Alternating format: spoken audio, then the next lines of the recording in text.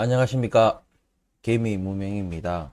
정말 오랜만에 찾아뵙는 것 같습니다. 제가 뭐 주말에 캠핑 가서 뭐 중간중간에 한 번씩 방송을 좀 올리긴 했는데 그 사이에 뭐 여러 가지 좀 일들이 좀 있었습니다. 근데 저는 일찌감치 여러분들한테 작년에 제가 계속해서 말씀을 드렸던 게 올해 상반기가 굉장히 안 좋을 거다. 제가 그 말씀을 계속 드렸습니다. 그러면 또 우리가 의구심이, 근데 그렇게 안 좋을 걸 그렇게 알았다면 뭔가 고점에 뭔가 다 팔고 뭐 이게 지금 뭔가 지금 현재 이렇게 조정을 받을 때 다시 사라고 해야 되는 거 아니냐. 근데 이 거시경제는요. 여러분들 그 타이밍이라는 걸 잡을 수가 없어요. 일단은 우리가 작년 말에 계엄 사태가 터졌잖아요. 그거 알 수 있어요? 그 뭐 분석한다고 뭐 알 수 있습니까? 그러니까 안다고 하더라도 언제 뭐 계엄을 언제 터뜨릴지 알 수가 없잖아요. 마찬가지로 뭐 트럼프 뭐 그런 것도 있었고 트럼프가 지금 관세 이것도 어떻게 될지 그리고 전쟁도 지금 트럼프 뜻대로는 되지 않고 있죠. 물론 어느 정도는 미국의 뜻대로 흘러가겠지만 전쟁 또한 그렇게 쉽사리 뜻대로 되지 않습니다. 그래서 이 거시경제 자체를 우리가 고점을 타이밍을 잡고 이렇게 가는 것이 아니라 그것에 대해서 대비하는 그러니까 거시경제에 대해서 대비하는 그런 자세로 갔어야 되는 거예요. 지금 미국부터 해가지고 지금 우리 한국 뭐 미국 한국뿐만이 아니죠. 전 세계가 지금 경제가 굉장히 안 좋습니다. 예. 그래서 지금 저는 그렇게 생각해요. 미국은 굉장히 뭐라 하죠. 과거에도 그랬지만 왜냐하면 금리를 옛날에 이제 인상을 할 때도 그랬지만 굉장히 건강하게 지금 조정을 받았었고 중간에 그리고 이번에도 저는 건강한 조정이라고 생각합니다. 이걸 해야 돼요. 만약에 이게 뭐 그냥 트럼프 정부가 뭐 의도적으로 했든 뭐 의도치 않게 지금 흘러가든 어떤 이유든 간에 지금 건강하게 지금 조정을 받는 이런 과정이 굉장히 이렇게 미래를 볼 때는 굉장히 좋다. 근데 우리나라는 뭐냐? 우리나라 어떻게 지금 어떻게 하고 있어요? 미국은 지금 금리 내렸어요? 안 내렸어요. 이렇게 막 경기가 막 이렇게 안 좋은데도 막 실직 일어나고 해고 막 트럼프 행정부에서 막 다 해고해버리고 이 경기도 안 좋고 지금 물가도 죄송합니다. 물가도 막 오르려고 하는데 금리 안 내려요. 근데 우리나라 어떻게 해요?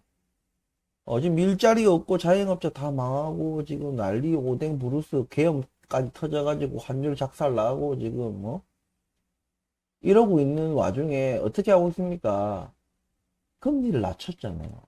제가 계속해서 말씀드리는 게 한국은행 총재가 계속 한국은행이 자꾸 이 나라를 말아먹으려고 하고 있어요. 작정을 했어요. 진짜 제가 볼 때는. 그러면은 정부가 정부가 뭔가 지금 뭔가 그 불을 지피고 한국은행이 기름을 붓는 격이에요, 지금. 나라 꼬라지가 이제 골로 가고 있는 거예요, 지금. 미국 같이 이렇게 일단은 견뎌야 되는 거예요. 우리 경제가, 일단은 견뎌라. 얼만큼? 아직은 아니다. 조금 우리 경제가 조금은 부러질 필요가 있다. 완전히 회생 불가할 정도까지는 안 부러지더라도 어느 정도는 경제가 부러져야 된다. 그래야지 부실한 기업, 부실한 가게, 정부도 마찬가지로 정부도 지금 부채가 어마어마합니다, 지금. 이런 것들을 어느 정도 조정해 나갈 수 있는 거예요. 그래야 소비도 일어나고, 투자도 일어나고, 왜냐면 그런 부실한 기업들이나 뭐 부실한 가게들이, 이 정리되는 과정 속에서 분명히 좀 건실한 기업이나 건실한 개인에게는 기회가 온다는 것이죠. 그럼 그 사람들이 다시 내수를 살릴 수 있는 저력이 있다는 얘기입니다. 그리고 이렇게 경제가 좀 어느 정도는 부러져야지 노동의 가치, 노동의 가치는 곧 또 화폐의 가치입니다. 지금 이래가지고 뭐 돈 벌어봐야 이거 뭐 아무 의미가 없는 거예요. 어쨌든 요 거시경제 환경이 지금 그런 거예요. 근데 제가 과거에도 한번 매를 맞았어야 되는 때가 그때 둔촌 주공 사태. 그때 매를 맞았어야 되는 거야. 미국처럼 그때 금리 인상 확 해가지고 매를 한번 맞았잖아. 그러니까 미국이 저렇게 건실하게 올라가는 거예요. 그러다가 또 거품이 일어나니까 또 지금 또 두들겨 맞고 있는 거예요. 하지만 그 두들겨 맞고 있다 해가지고 바로 뭐 금리 내리고 이런 짓거리 안 합니다. 우리나라 어떻게 해요? 둔촌주공 사태도 별로 뭐 그 전에 우리 부동산 상승에 비하면은 별로 떨어지지도 않았는데도 둔촌주공 일병 살리기라고 비아냥되는 그런 말이 나올 정도로 부동산 막 정책하고 지금도 어떻게 해요? 지금 계엄 사태로 지금 자기가 지금 탄핵 위기에 있으니까 어떻게 합니까? 막 온갖 거 다 풀고 말도 안 되는 토지 허가제를 뭐 한다고 풀어요 그거를 왜 푸는데 이유가 없잖아. 그러니까 자기 이 윤석열 정부는 그냥 집값을 띄우면 자기 지지율이 올라갈 거라 생각하는 거예요. 단순한 거예요 그러니까. 어쨌든 그렇지만 세상 모든 일이 그렇게 뜻대로 되지 않는다. 그러니까 지금 이 상반기에 경기 부러짐은 맞아야 돼. 경기에 부러져야 돼요. 이거를 억지로 부러지려고 하는 거를 억지로 이거를 막 접착제 붙여가지고 영구적인 이거를 바로 세우는 것이 아니라 그냥 임시 방편으로 그렇게 하는 것은 결국엔 또 언젠가는 더 크게 부러지는 거예요. 더 큰 사고가 나는 겁니다. 근데 뭐예요? 우리나라 공무원들 뭐 특징이 뭐예요? 내 임기 동안에 일어나지만 않으면 되는 거예요. 논리적으로 이 사람 임기 동안에 이걸 잘못했기 때문에 다른 사람 임기 때 터진 거다라고 아무리 그 논리를 펼쳐도 그 사고가 터진 시점에 그 임기 중에 있는 사람이 두들겨 혼나는 거예요. 그게 다 뭐다? 국민들이 멍청해서 그런 거예요. 멍청해서. 멍청하니까 지금 바로 계엄 사태가 일어났는데도 저 탄핵 무슨 반대한다고 저 완전히 난리 부르스를 치고 있잖아요. 그러니까 그게 우리나라의 한계입니다. 한계. 그러니까 우리나라 수준이 그거밖에 안 되는 거예요. 아무튼 일단 거시경제 환경은 이렇고요. 오늘 이제 프레스티지 바이오 파마부터 해가지고 제가 짧게 좀 분석을 해보도록 하겠습니다. 지금 워낙 이제 올해 상반기 때 너무 안 좋다 보니까 또 계속 메일로도 그렇고 댓글로도 그렇고 자꾸 이제 좀 요청을 하셔가지고 제가 아직은 좀 뭔가 준비가 안 됐지만 조금 좀 중간 뭐 약간 방송 정도로 해가지고 제가 말씀을 오늘 한번 드려볼까 합니다. 시청하시기 전에 구독과 좋아요 부탁드리겠습니다. 그리고 분석에 앞서서 제가 캠핑할 때 방송 중에도 말씀드렸지만 꿋꿋이 그래도 구독 계속 유지해 주시고 이렇게 응원해 주시고 기다렸다고 또 말씀도 해 주시고 또 메일로도 또 자기 또 현재 상황에 대해서 또 장황하게 또 보내주신 분들 어쨌든 많은 분들이 이렇게 뭐 좀 독려해 주시고 좀 이렇게 응원해 주시고 해서 다시 좀 이제 시작하려는 마음이 또 생겨나는 것 같습니다. 아직 좀 탄핵 정국이 완전히 이제 정리가 되지 않은 상황이기 때문에 저는 제 개인의 어떤 이득보다는 저는 좀 비록 그 한낱 개인이지만 그래도 국가가 똑바로 서야지 제 자식들도 그런 올바른 국가에서 살아가지 않겠습니까? 예. 그렇기 때문에 제가 뭐 이렇게 저도 뭐 이런 하락장에서 저라고 뭐 어디 뭐 손해를 안 볼 수 있겠습니까? 하지만 당장의 내 손해보다는 좀 나라가 서는 게 먼저기 때문에 조금 마음이 좀 방송하기가 좀 많이 별로 이렇게 뭔가 준비가 안 됐다 해야 되나? 뭐 그런 게 있었어요. 하지만 좀 더 그런 시기를 앞당길 수 있었던 거는 또 구독을 계속 유지해주고 취소 안 하고 계속 해주시고 응원해주시고 언제 오냐고 메일도 주시고 댓글도 달아주시는 우리 구독자분들 그리고 시청자분들 때문이 아닐까라고 생각을 합니다. 자, 감사 인사 드리면서 자 프레스티지 바이오 파마 좀 들여다 보도록 하겠습니다. 자 프레스티지 바이오 파마 오늘 지금 이제 영상 찍고 있기 직전에 이제 공시가 났죠. 지금 이제 첫 이제 흑자가 났어요.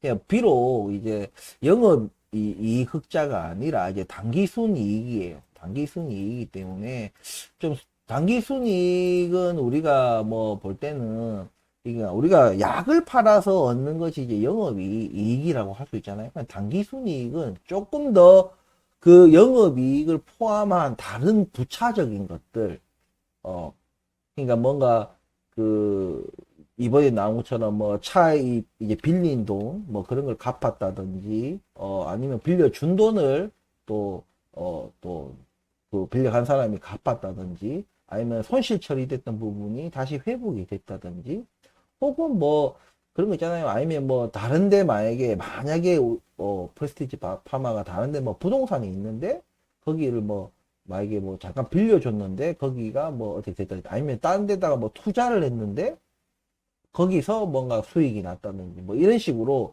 영업이 어떤 외적인 그러니까 사업을 영위하면서 벌어들인 소득이 아닌 다른 소득까지도 합쳐진 게 이제 단기순 이익이라고 할 수 있거든요. 그러니까 그런 부분에 있어서 순이익으로 났지만은 어쨌든 의미 있는 흑자 전환이다. 제가 이거는 누누이 말씀드렸지 않습니까? 우리가 특정하게 그 시기가 언제다라고는 말씀을 못 드리지만 이거는 그냥 시간만 보내면은 그냥 흑자가 날 수밖에 없는 구조가 바로 그 신약을 보유하게 된 제약사들의 필연적인 거예요. 그럼 앞으로는 어떻게 되겠느냐? 계속해서 이익이 늘어나요. 그 이익이 계속해서 늘어나는 그 저변은 뭐냐면은 기본적으로 처음에 우리가 시장에 우리가 신약을 가지고 들어갈 때 바로 해서 뭐 열광하는 그런 약이 아니잖아요. 반대로 이제 췌장암 신약 같은 경우에는 얘가 만약에 뭐 판매 허가를 듣겠다. 이거는 초반에 날라갈 거예요. 근데 이거는 바이오 시밀러는 기존의 약이 있고 복제약이기 때문에 처음에 들어갈 때 큰 기대치가 별로 없다. 물론 셀트리온 같은 경우에는 세계 최초 바이오 시밀러라는 걸 있었기 때문에 가격 경쟁력이 있다. 그렇기 때문에 초기 기대감이 있어요. 하지만 이 후발주자들은 그렇게는 안 됩니다. 처음에 신약을 두고 시장에 들어갈 때는 점유율이나 인지도, 브랜드 인지도라든지 이런 시장 점유율 같은 게 낮을 수밖에 없어요. 하지만 분명한 것은 이제 매출이 일어난다는 거죠. 그리고 점점 그 점유율이라는 것은 후발주자들이 나 후발주자인데 나는 그래도 약간 받을 때도 다 받을 거야. 이렇게 안 하거든요. 자기가 후발주자인 만큼 그만큼 가격 경쟁력을 조금 내세워 가지고 시장에 진입하게 됩니다. 그러면은 뭐 환자들이 좀 이제 금전이 조금 이제 안 좋은 그런 환자들은 한번 써볼까 해가지고 쓰고 그 사람들의 후기를 해야 됩니까? 어쨌든 그 사용하고 난 뒤에 어떤 그런 것들 예후들 이런 것들을 보고 괜찮네 이런 것들이 되면 또 점유율 늘어나고 좀 또 점유율 늘어나고 이렇게 하면서 점유율이 확대됨에 따라서 매출이 자연스럽게 또 늘어나고 이익도 늘어나는 그래서 점차적으로 그래서 제가 이것이 좀 캐시카우 역할을 하게 될 것이다 이런 말씀을 드렸던 거거든요. 특히나 뭐 선진국 같은 경우에는 그러니까 상대적으로 개발도상국이나 후진국에 비해서는 돈이 많잖아요. 그러니까 얘들은 또 가급적이면 뭐 오리지널을 쓰려고 한다든지 뭔가 그런 게 있거든요. 진짜 드라마틱하게 싼 게 아니라면. 근데 하지만 개발도상국 이런 나라에서는 또 그런 거에 쓰기가 좀 부담스러운 그런 상황이 있습니다. 하지만 이게 복제약이 다른 나라의 어떤 그 기관의 승인을 받은 것이 아니라 뭐 FDA나 EMA 같은 이런 공신력이 있는 곳에서 똑같은 약이다, 똑같은 효능을 가졌다, 똑같은 효과를 가졌다라는 것을 입증을 받았기 때문에 무리해가면서 내가 돈도 없는데 무리해가면서 그렇게 비싼 오리지널 약을 하려고 않겠죠. 근데 물론 오리지널 약도 마찬가지예요. 이렇게 바이오 시밀러가 막 들어오면은 자기들도 어느 정도 매출을 유지하기 위해서 점유율을 유지하기 위해서라도 어느 정도는 가격을 낮춥니다. 자기들은 벌대로 벌었거든. 오리지널 약이라는 게 뭐겠어요. 자기가 최초로 이거를 만들었기 때문에 특허가 이제 보장되는 그런 20년 동안에 쫙 돈을 많이 벌었어요, 이미. 얘들은 가격을 어느 정도 낮출 수 있는 여력도 있고, 그런 부분에 있어가지고 경쟁은 분명하게 치열할 겁니다. 하지만, 무조건적으로 지금 프레스티지 바이오 파마는 뭐, 제로다 못해 마이너스인 상황이기 때문에, 뭐가 득이 돼도 득이 되는 그런 부분들이 분명하게 있다. 똑같은 무기를 가진 거예요. 그냥 허셉틴 바이오 시밀러라는 그 측면에서만 봤을 때는 똑같은 무게를 가졌기 때문에 충분히 점유율을 어느 정도 처음에는 크지 않겠지만 해 나가면서 그것이 매출로 이어지고 매출은 곧 주가로 이어질 수밖에 없다. 그리고 기타 이제 파이프라인, 다른 파이프라인들도 이제 뭔가 삼성이 성공적이다, 뭐 FDA 승인을 뭐 했다 안 했다 이런 거에 따라서 또 그런 기대치에 따라서 또 움직일 것이다. 궁극적으로는 이게 이미 바이오 시밀러를 한 개를 완전히 오롯이 승인을 받고 가졌기 때문에 이제 너무 그 하방에 대한 압력을 너무 크게 느끼실 필요 없어요. 최근에 생겼던 이런 하방들은 그냥 거시경제에서 오는 겁니다. 프레스티지 바이오 파마 뭐 개별적인 악재가 있었습니까? 없었잖아요. 그러니까 다른 프레스티지 바이오 파마뿐만이 아니고 한국이나 미국이나 대부분의 그런 주식들이 같이 움직이는 그 폭이 있습니다. 물론 거기에서 개별적으로 뭐 호재가 있다, 악재가 더 있다, 뭐 이런 거에 따라서 좀 더 떨어지고 좀 덜 떨어지고 뭐 이런 건 있겠지만 같이 움직이는 그런 부분들이 있는데 그 부분들이 적용돼서 지금 떨어졌다고 생각하시면 될 거예요. 그렇기 때문에 너무 큰 걱정하지 마시고, 그리고 프레스티지 바이오 로직스에 대해서 자기가 뭐 파마 로직스 둘 다 가지고 있는데 좀 로직스가 좀 많이 떨어지는 것 같은데라고 얘기하실 수 있는데, 오히려 이제 파마 같은 경우에는 이런 신약의 뭐 연구 개발 마케팅 뭐 이런 걸 다 가지고 있고 제조가 이제 로직스 같은 경우인데, 나중에 어느 정도 이제 그 허세틴 바이오 시밀러가 이제 조금 점유율을 점차 넓혀가는 과정에서 오히려 로직스는요 좀 더 안정적일 거예요. 안정적인 수익 구조를 가져가는 것이고, 로직스와 파마는 뭐 제가 뭐 더 많이 오르고 덜 떨어지고 뭐 이런 좀 차이는 있겠지만 궁극적으로는 같은 방향으로 간다고 제가 말씀을 드렸어요. 그래서 뭐 로직스에 투자하냐 파마에 투자하냐 이거는 큰 의미는 없습니다. 예, 큰 의미가 없기 때문에 너무 거기에다가 의미를 두고 최근에 파마는 뭐 10% 떨어진 것 같은데 로직스는 15% 떨어졌네 이렇게 생각하실 필요 없습니다. 반대예요. 나중에 오를 때는 파마가 10% 오르고 로직스는 15% 오를 수 있는 겁니다. 변동성이 좀 큰 게 이제 로직스고, 좀 파마가 로직스가 보다는 조금 변동성이 좀 적다. 이렇게 생각하시면 좀 마음이 편하시지 않을까. 굳이 두 개를 뭐 가져가도, 한쪽을 가져가도 크게, 뭐, 그거를 뭐 구분해서 생각하실 필요는 없을 것 같다. 제가 내용이 왜냐하면 같을 수밖에 없어요. 지금 뭐 파마가 뭐 달라진 게 있습니까? 오늘 그냥 흑자 전환했다라는 그 기사 말고는 딱히 이때까지 뭐 큰 뉴스 없었잖아요. 내릴 만한 뉴스도 없었고 오를 만한 뉴스도 없었고, 근데 이렇게 내릴 만한 뉴스도 없고 오를 만한 뉴스도 없을 때는 기본적으로 약보합으로 떨어집니다. 원래 주식이라는 게 그래요. 오르지 않으면요 유지된다기보다 횡보보다는 좀 더 떨어지는 방향이 좀 큽니다. 별로 악재도 없는데. 저는 기본적으로 주식이라는 수급이 들어와줘야 주가가 올라가는 거거든요. 근데 이제 호재도 없고 악재도 없다는 거는 뭔가 정체적인, 그래서 횡보해야 되는 거 아니냐. 그럴 수도 있지만 횡보조차도 어느 정도 밑에서 받쳐줘야 이게 횡보가 되는 것이지, 이렇게 뭔가 수급이 안 들어오고 사람들의 관심에서 멀어지면요 조금씩 떨어지게 돼 있어.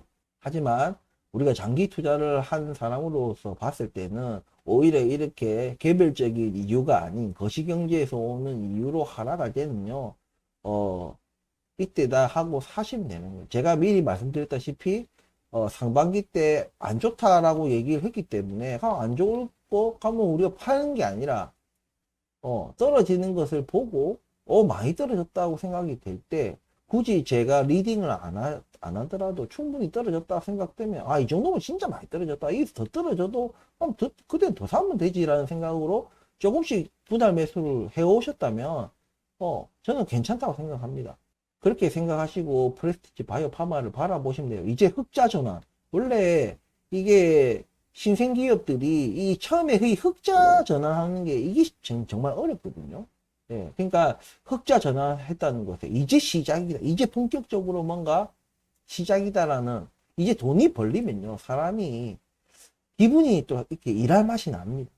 예, 무슨 얘기인지 아시죠? 이때까지 뭔가 투자만 계속 해왔는데 손실만 났는데 이제 회사가 돈이 벌리고 그 돈이 벌리면 그걸로 뭔가 투자를 하고 직원들 급여를 더 올리든 설비를 더 좋게 하든 보너스가 나가든 뭐가 나가든 뭔가 이 선순환 구조를 만들 어떤 그 스타트 지점에 있다. 그래서 좀 긍정적으로 보고 지금 우리 프레스티지 바이오 파마가 헤쳐나가야 될 것은 지금 이런 거시경제 환경이 안 좋은 이 어떤 상황을 어떻게 헤쳐나갈 것인가. 그것이 중요한데 바이오는 제가 말씀드렸다시피 경기를 별로 안 타요. 아픈데 아파 죽겠는데. 물론 뭐 경기 좋을 때보다는 안 좋을 때가 뭐 조금 덜 약을 먹고 덜 치료를 받고 뭐 그럴 수는 있겠지만 그래도 사람은 기본적으로 이 생명의 위협을 받으면 무조건 돈을 쓰게 돼. 돈이 뭐가 중요해. 내가부터 살고 봐야지. 그래서 바이오는 조금 그런 게 영향력에서 조금 벗어난다. 이런 것들을 고려하셔서 조금 저는 지금 최근에 13,000원대 왔을 때 매수 괜찮다고 생각해요. 하지만 상반기 아직 이런 위기래 됩니까? 이런 경제 상황 주식시장이 안 좋은 것이 지금 끝났다고는 볼 수 없는 것이기 때문에 분할 매수 절대 잊지 마시고 그렇게 해서 리스크를 분산해 나가면서 다음에 어떤 그 상승장 그런 것들을 기다리는 수밖에 없다. 이렇게 말씀을 드리면서 프레스티지 바이오 파마 분석은 마치도록 하겠습니다. 다음은 SK텔레콤입니다. 자, 이제 SK텔레콤 차트를 보고 있습니다. SK텔레콤은 제가 과거에서도 뭐 말씀을 드렸듯이 따로 뭐 분석을 크게 하지 않아도 되고, 기본적으로 SK텔레콤은 어떤 주가의 어떤 차익 실현을 위해서 담는 것이 아니고, 포트폴리오에서 우리가 이런 어떤 경기 상황이 안 좋은, 그리고 이것이 생각보다, 내가 생각했던 것보다 조금 장기화될 때를 대비해서, 좀 배당을 조금 노리는 그런, 종목이기 때문에, 그런 측면에서 이제 좀 경기 하방, 그런 것들을 좀 방어하는 그런 방어주로 생각하시면 될 것 같아요. 그래서 경기를 기본적으로 안 타는 그런 통신주이고, 요즘에 조금 AI까지도 조금 접목이 되는 것 같지만은, 기본적으로 뭔가 드라마틱한 AI 접목을 하는 산업군은 아니거든요. 직접적인 건 아니기 때문에, 뭔가 아이디어 차원에서의 어떤 접근이기 때문에, 이거는 크게 생각하실 필요는 없을 것 같아요. 자기들이 본격적으로 뭔가 AI 어떤 뭐 소프트웨어 개발이라든지 뭐 이런 것들로 가면 모르겠지만 크게 뭐 조금 수익 AI의 어떤 그 혜택을 받을 거다 그런 것은 지금은 약하다. 나중에 그런 관련된 소프트웨어가 나오고 뭐 하더라도 그로 인한 어떤 돈을 버는 수단 뭐 그런 것들이 드라마틱하지는 않다. 좀 더 SK텔레콤의 어떤 점유율 자기들이 지금 1위 하고 있잖아요. 이걸 좀 공고히 해주는 그런 정도 역할을 하는 것이지 통신주라는 것 자체가 지금 이미 뭐 보급이 거의 완료된 그런 상황이기 때문에 그냥 따박따박 그냥 돈을 버는 하지만 굉장히 SK 저기 그룹사에서는 굉장히 중요한 위치에 있는 게 SK텔레콤입니다. 여러 가지 사업적인 측면에서도 그렇고 여러 가지 그 지분 관계에서도 그렇고 그렇기 때문에 SK텔레콤 자체는 그냥 돈을 진짜 따박따박 배당금을 받는 그런 방어주로서의 역할을 한다라고 생각하시면 될 것 같아요. 그래서 주가가 어쨌든 이렇게 보시면 고점이 여기인데 어쨌든 지금 이만큼의 조정. 지금 이 정도 선은 좀 막아주는 분위기거든요. 근데 더 떨어지더라도 얼마예요? 그래도 5만 원대예요. 그러니까 너무 나쁘지 않은 가격이기 때문에 충분히 매수하셔서 경기 방어주로서의 포트폴리오 구성에 들어가면 좋을 종목이다. 이런 말씀을 이 정도만 드리겠습니다. 크게 SK텔레콤은 주가 상승으로 뭔가 우리가 수익을 좀 창출할 수 있는 것은 아니기 때문에 이 정도 분석으로 마치고 다음은 삼성 SDI입니다.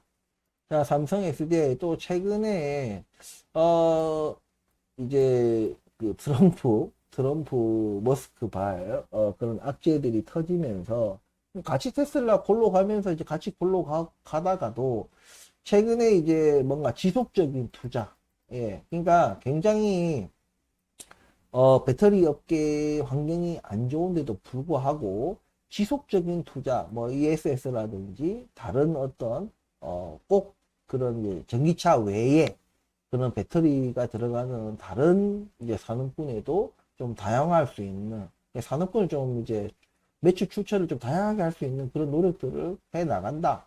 특히 이제 우리나라 이제 배터리 3사는 아무래도 좀 금전적인 부분들이 조금 이제 좀 괜찮죠. 이제 대기업에 들어가기 때문에 좀 이런 부분들에서 제가 이거는 미리 말씀을 드렸죠. 다른 사람들 다 뭐 허헉대고 일하고 있을 때는 이렇게 대기업은 오히려 그럴 때가 기회인 거예요.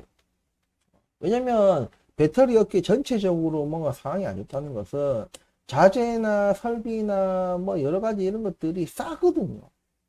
수요가 많이 없으니까. 이럴 때 현금이 있는 두둑하게 있는 기업들은 오히려 좀 저가의 좋은 설비와 또 원자재 이런 것들을 뭔가 확보할 수 있고 당연히 연구개발에도 비용이 훨씬 낮아지는 효과를 거둘 수 있습니다. 이런 것들을 하는 이유가 뭐겠어요? 당장이 아니라 미래를 보고 이런 투자를 하는 거겠죠.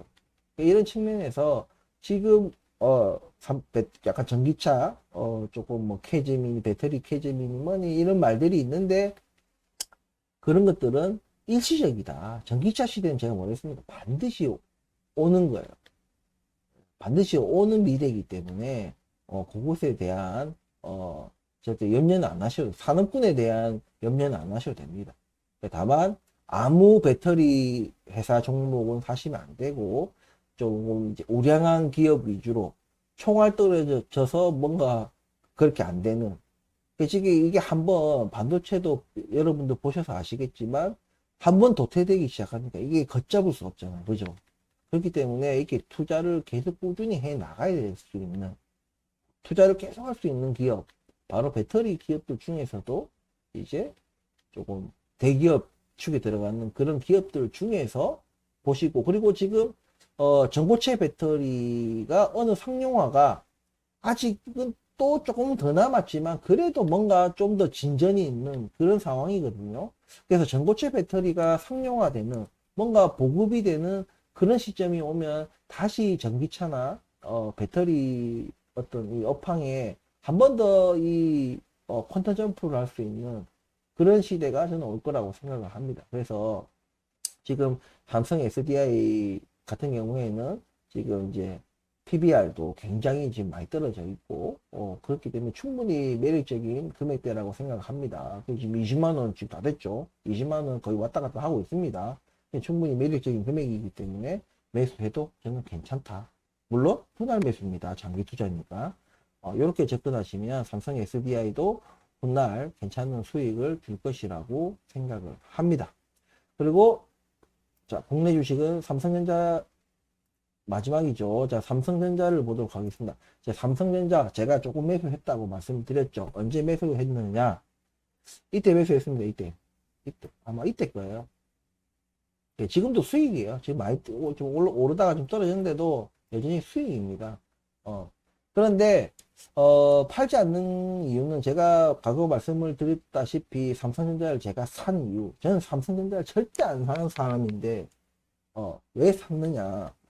그러니까 딥시크가 출연을 하면서 뭔가 이 AI 반도체 시장 전체에 뭔가 춘추전국 시대 뭔가 이제 엔비디아 독주 체제가 아닌 이제 우후죽순 뭔가 자기 입맛에 맞는 뭔가 이해집산이 이렇게 맞는 어떤 그런 그룹들끼리 이렇게 춘추전국 시대가 만들어질 것이다 라고 제가 미래를 그려봤습니다. 거기에서 수혜를 볼 기업이 삼성전자다. 왜?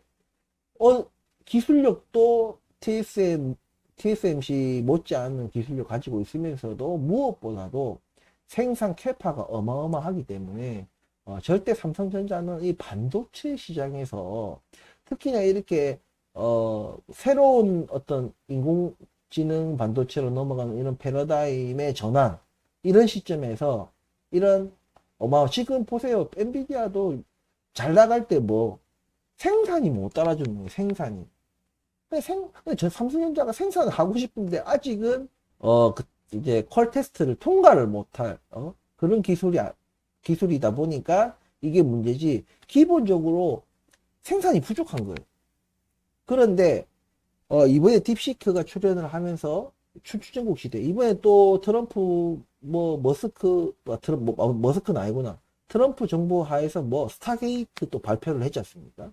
이런 식으로 춘추전국 시대 중국은 중국대로 또 일본은 일본대로 유럽은 유럽대로 미국은 또 미국대로 미국은 또 미국 안에서도 엔비디아 스타게이트 아마존 애플 자기들끼리 지금 이런 춘추전국 시대에서 내가 지금 개발하고 설계하고 있는 이 반도체를 어디다가 생산을 할 거냐 이겁니다.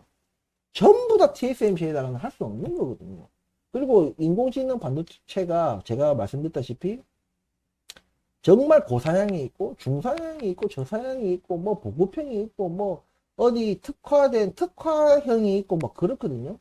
이게 바로 제가 말씀드리는 춘추전국시대 뭔가 하나의 독주가 아닌 일극체제가 아닌 다극체제가 올 수 있는 거기에서 반드시 삼성전자는요 TSMC가 안 되는 물론 TSMC가 지금 미국에 공장을 차리고 있는데 삼성전자는 안 합니까? 그렇게 돈으로 뭔가 할 수 있는 것들은 삼성전자도 꾸준히 해 나가고 있습니다. 다만 기술이 아직까지 완전치 않기 때문에 지금 고전을 면치 못하고 있다 하지만 TSMC를 따라잡거나 똑같이 하거나 혹은 TSMC를 뛰어넘거나 그런 건 제가 모르겠어요. 그건 감히 제가 예측하는 것이 아니에요. 하지만 분명히 중사양이라든지 저사양이라든지 특화형이라든지 어쨌든 그런 반도체 어떤 수요를 분명히 받아서 그것이 곧 영업이익으로 거듭날 것이다. 이렇게 보기 때문에 삼성전자를 충분히 좀 주가 자체도 매력적이다. 그래서 큰 수익은 모르겠지만 어느 정도는 재미는 볼 수 있을 것이다 해서 제가 삼성전자를 조금 담아봤습니다. 그러니까 여러분도 한번 이런 측면에서 삼성전자를 한번 보시면 되지 않을까 이런 말씀을 드리면서 미국 주식으로 넘어가겠습니다. 자, 지금 보시는 차트는 리비안 차트입니다. 리비안 지금 안 좋죠. 예, 왜냐면 이제 전기차 같이 테슬라도 두드려 맞으면서 같이 두드려 맞고 있습니다. 자, 리비안이 이제 첫 분기 흑자 전환했죠. 아까 제가 프레스티지 바이오 파마 이제 흑자 전환 말씀드렸는데 이게 리비안도 이제 흑자 전환을 했다. 이제 앞으로 어떻게 될 것이냐. 물론 조금 올해 같은 경우에는 녹록치는 않을 것 같아요. 왜냐하면 상반기가 굉장히 안 좋다고 제가 말씀을 드렸고 그런 부분이 있기 때문에 경제가 정상적일 때는 당연히 리비안도 이제 본격적으로 수익 창출을 하고 그 폭을 점점 늘려가는 과정 속에 있을 수 있는데 또 이 경기가 안 좋은 이 거시경제 자체가 안 좋은 상황이기 때문에 좋다. 하지만 지금 테슬라와 다르게 테슬라는 해외에 공장이 있고 특히 중국에 있고 이렇다 보니까 타격이 훨씬 더 큰 거예요.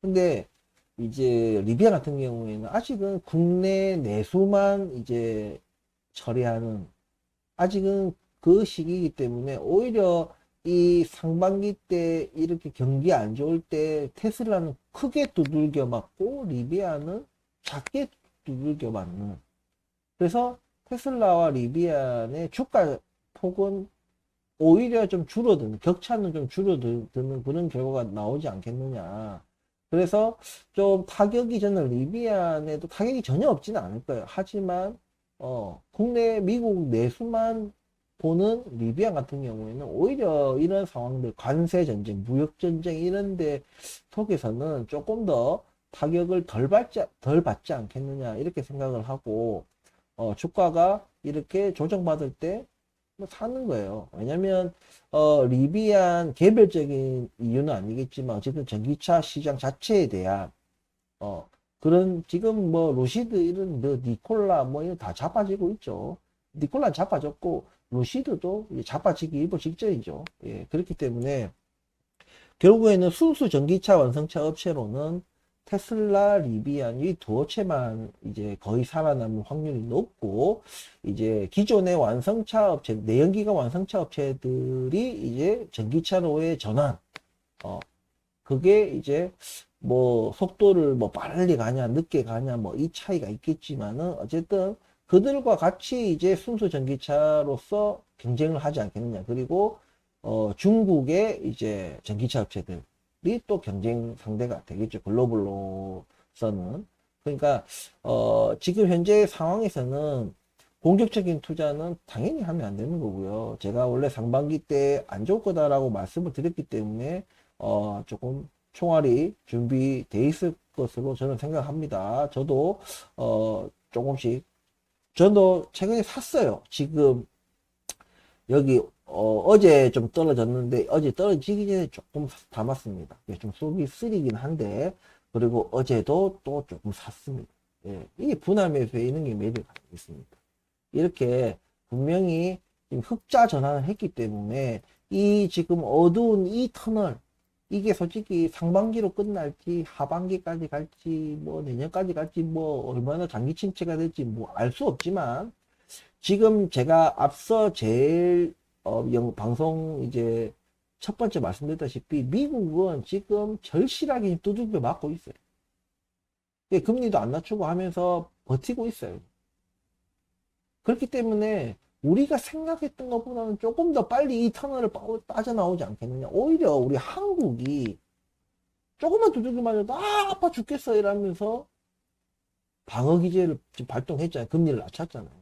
이렇게 멍청한 짓거리 하니까 이 침체가 엄청 길어질 거예요. 우리가 생각했던 것보다 더 장기화되고 까딱하면 일본 꼴하지 나는 거예요. 일본도 그랬거든요.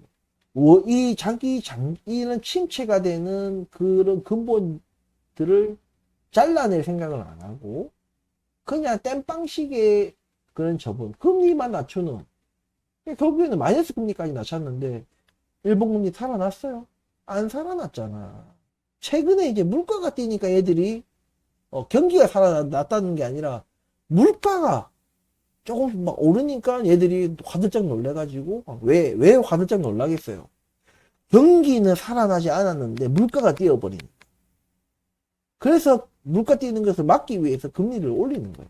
물가가 뛰는 거 어쩔 수가 없는 거예요. 왜냐면 글로벌의 원자재나 이런 것들이 뭐 전쟁이다, 뭐 관세 전쟁이다, 뭐 또 진짜 전쟁이다, 뭐다 해가지고 보호무역 이런 것까지 다 합쳐져 가지고 원자재 값이 오르니까 일본도 어쩔 수가 없는 거예요. 물가가 오르는 겁니다. 자기네들 경기는 아직 살아나지도 않았는데 물가부터 뛰어버리니까 금리를 올리는 거예요. 금리를 올리면 자연스럽게 또 좀 날려고 하던 그 경기마저도 조금 죽일 수도 있는 거죠. 그래서 계속해서 일본 경기는 계속 안 좋아요. 안 줄 수밖에 없어요. 그 길로 지금 우리 한국이 똑같이 가고 있다니까? 아니, 옆에서, 지금 옆 나라에서 금리만 낮춰가지고는 경기가 살아나지 않는다. 30년 동안 전망한다. 진짜 이런 거를 열심히 보여줬는데도 불구하고 이 바보 같은 이 한은은 이 금리를 띡 낮추고 있는 거예요. 오히려 금리를 올려서 빨리, 맞을 매 빨리 맞는 게 나아요. 그래야 재도약할 수 있는 그런 게 있는데 그거 할 인간이 용자가 없다는 얘기입니다. 왜냐하면 국민들이 멍청하거든. 국민들은 금리를 올려갖고 막 경기 다 부러뜨려 놓으면은 저것들이 금리 올려가지고 지금 뭐 안 그래도 막 힘들어 죽겠는데 지금 더 힘들게 해가지고 지금 경기가 이 꼬라지 됐잖아. 이렇게 한다고. 이런 측면에서는 국민들이 우매해요. 어쩔 수 없어요. 근데 그 비난을 받기 싫어서 금리를 낮추고 하다 보니까 저 일본 꼬라지, 저 꼬라지가 나는 거예요. 그거를 좀 아셔야 된다. 그렇기 때문에 좀 미국은 그래도 다른 나라에 비해서는 이런 어두운 터널을 빨리 조금 종식하고 빠져나올 확률이 높기 때문에 오히려 이 기회를 잘 타서 조금 싼 가격에 매수해 놓는 것도 저는 좋다라고 생각을 합니다. 자, 이 정도 리뷰 마치고 다음은 인텔 보겠습니다. 자, 인텔도 보시면은 최근에 이제 뭐 TSMC 관련 또 뭐 트럼프 정부 관련해서 좋은 뉴스 나서 오르다가 다시 받고 있다. 자, 제가 여러분들 인텔 뭐라고 했습니까? 인텔은 곧 미국이다. 제가 이 말 했잖아요. 그래서 절대 인텔을 죽일 수가 없다. 절대로 못 죽여요. 특히나 이 뭐 도태되는 산업이 아니잖아요.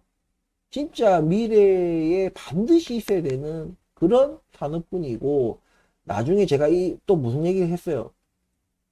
이제 앞으로의 군비, 국방 이런 거에도 뭐가 들어가요? AI가 들어가고 반도체가 반드시 필요합니다. 이번에 이것이 특히 반도체는요, 이번에 러우 전장에서도 확실히 보여줬어요.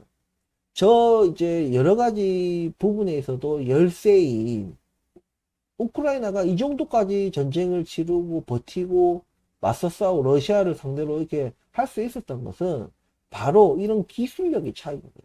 이거를 절실하게 러우 전쟁에서 보여줬기 때문에요. 절대 인텔은 못 버립니다. 절대 못 버리기 때문에 이런 부분에 있어서도 인텔은 반드시 미국 차원에서는 살려야 되는 기업이다라고 제가 말씀을 드렸고, 그래서 인텔을 제가 매수한다. 뭐 얘들이 뭐 어떻게 해서 인텔을 살리고 그 디테일은 모르겠어. 하지만 최근에 드러난 게 트럼프가 딱 들어오니까 바로 막 TSMC에다가 압력을 넣고 막 이래가지고 하고, 지금 또 뭐 애플이나 아마존이나 브로드컴이나 뭐 AMD, 퀄컴 모든 이 기업들에게 압력을 넣는 거야. 대놓고 넣는 압력도 있고 뭐 언론에 드러나지 않는 압력도 있을 겁니다. 미국은 이런 어떤 뭐라죠, 이 정치의 외교 뭐 이런 밀당 이런 거를 굉장히 잘하는 나라예요. 그래서 무조건적으로 뭐가 독재처럼 막 그렇게 해서는 안 되겠죠. 살짝 계속해서 압력 넣다가 마지막에는 당근도 살짝 주면서 인텔을 살릴 수 있는 그런 방안들을 만들어낼 거예요. 미국 차원, 정부 차원. 미국이 어떤 나라입니까? 세계 최고의 나라 아닙니까? 아직까지는.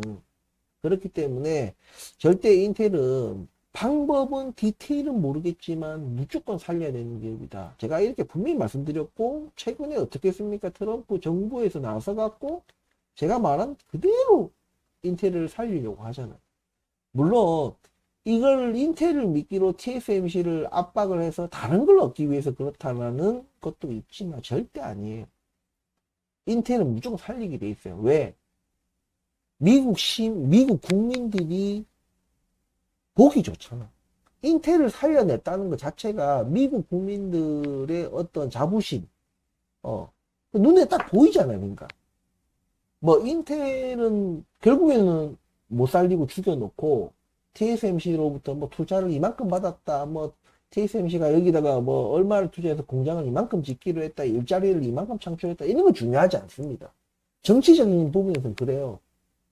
그런 거는 아무나 뜯어낼 수 있는 거예요. 돈 뜯어내는 돈 자체는요. 미국이 자기 나라가 뭐 달러 찍어내는 나라인데 그게 뭐가 중요합니까? 자기들이 얼마든지 찍어낼 수 있는 게 돈인데, 그것이 아니라 의미가 있어야 되는 거예요. 상징이 있어야 된다. 인텔이 반도체로 미국을 상징하는 기업인데 좀 다르다 이거죠. 엔비디아나 AMD하고는 좀 달라요, 인텔은. 그냥 태생 자체가 이거는 미국 그대로 오리지널인 거예요. AMD나 엔비디아는 아시아계 CEO가 지금 젠슨 황이나 이런 사람들 하고 있잖아요. 그러니까 미국, 특히나 트럼프 정부를 지지하고 있는 지지자들은 유색인종, 백인, 얘네들이 주축이 돼가지고, 하는 거기 때문에 좀 다르다.